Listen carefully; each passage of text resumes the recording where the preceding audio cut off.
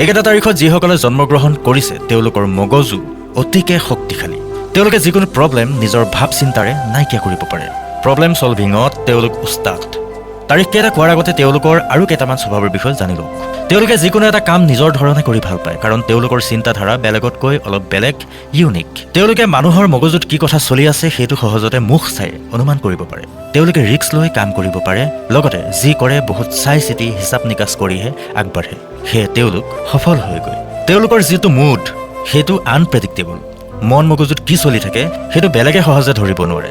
তেওঁলোকে সকলোকে সহজতে বিশ্বাস নকৰে, বহুত চালি জাৰি চাইহে আনক বিশ্বাস কৰে। প্ৰেমৰ ক্ষেত্ৰত ক'বলৈ গ'লে তেওঁলোকে যাক ভাল পায় একেবাৰে মনে প্ৰাণে ভাল পায়, একদম হাই লেভেলত। মাজে মাজে মুড চুইং হয়, সেইবাবে সংগীৰ সৈতে ভুল বুজাবুজি বা বিবাদ হ'ব পাৰে। তেওঁলোকে স্মাৰ্ট আৰু এট্ৰেক্টিভ পাৰ্টনাৰ পচন্দ কৰে।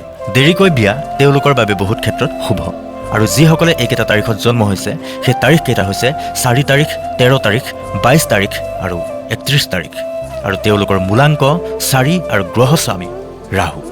আপোনাৰ জন্মৰ তাৰিখ ইয়াত আছেনে নাই কমেণ্ট কৰি জনাবলৈ নাপাহৰিব। লগতে আপুনি যদি আপোনাৰ বিষয়ে আৰু বিশদভাৱে চোৱাম বুলি ভাবিছে বা এষ্ট্ৰলজি নিউমৰলজিৰ দ্বাৰা আপোনাৰ এই বছৰটো কেনেকুৱা যাব চাবলৈ বিচাৰিছে, তেন্তে 9395928830 নম্বৰত হোৱাটছএপ কৰিব।